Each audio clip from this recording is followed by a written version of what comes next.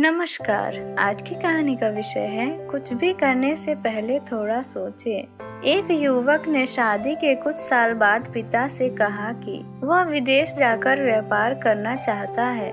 पिता ने उसकी मंजूरी दे दी। युवक अपने माँ बाप और गर्भवती पत्नी को छोड़कर व्यापार करने विदेश चला गया। उसने विदेश में कड़ी मेहनत की और धन कमाया और वह बहुत अमीर सेठ बन गया। लगभग 15 वर्ष धन कमाने के बीत गए तो उसे वापस घर लौटने की इच्छा हुई। पत्नी को पत्र लिखकर उसने आने की सूचना दी और जहाज में बैठ गया। वह सेठ कुछ दिनों बाद अपने नगर पहुंचा।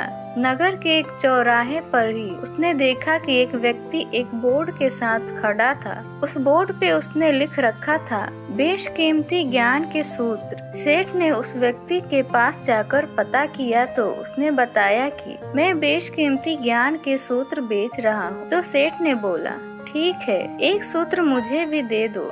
वह आदमी बोला, मेरे हर ज्ञान सूत्र की कीमत 100 स्वर्ण मुद्राएं हैं। सेठ को यह सौदा महंगा तो लगा, लेकिन उसने एक ज्ञान सूत्र खरीद लिया। उस व्यक्ति ने सेठ को ज्ञान का सूत्र दिया, कोई भी कार्य करने से पहले 2 मिनट रुककर सोच लेना। सेठ ने वह सूत्र अपनी डायरी में लिख लिया।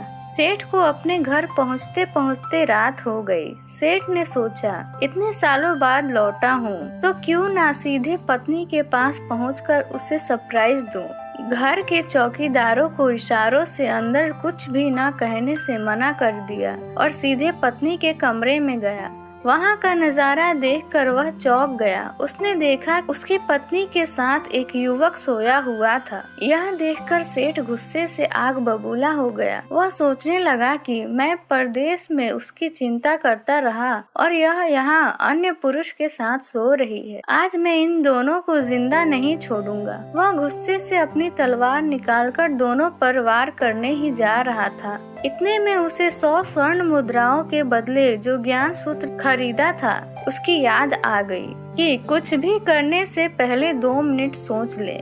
वह 2 मिनट सोचने के लिए रुका। उसने तलवार वापस पीछे हटाई, लेकिन वो किसी बर्तन से टकरा गई। बर्तन के गिरते ही आवाज से पत्नी की नींद खुल गई। आँख खोलते ही उसने अपने सामने अपने पति को देखा तो वह बहुत खुश हो गई और बोली, आपके बिना जीवन सूना सूना था।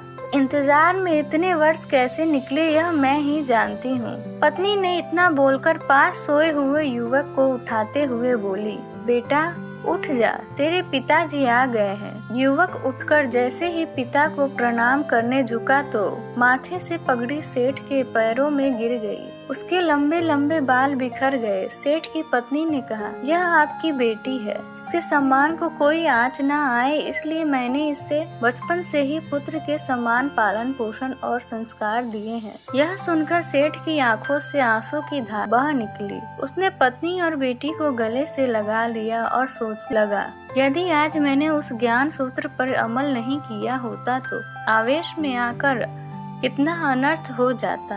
मेरे हाथों से मेरा निर्दोष परिवार खत्म हो जाता। दोस्तों, इस कहानी से यही शिक्षा मिलती है, जल्दबाजी में आकर कोई निर्णय न ले, क्योंकि जब हम आवेश में होते हैं तो हमें अच्छे बुरे का ख्याल नहीं रहता है। इसलिए गुस्सा होने की स्थिति में कोई भी निर्णय न ले।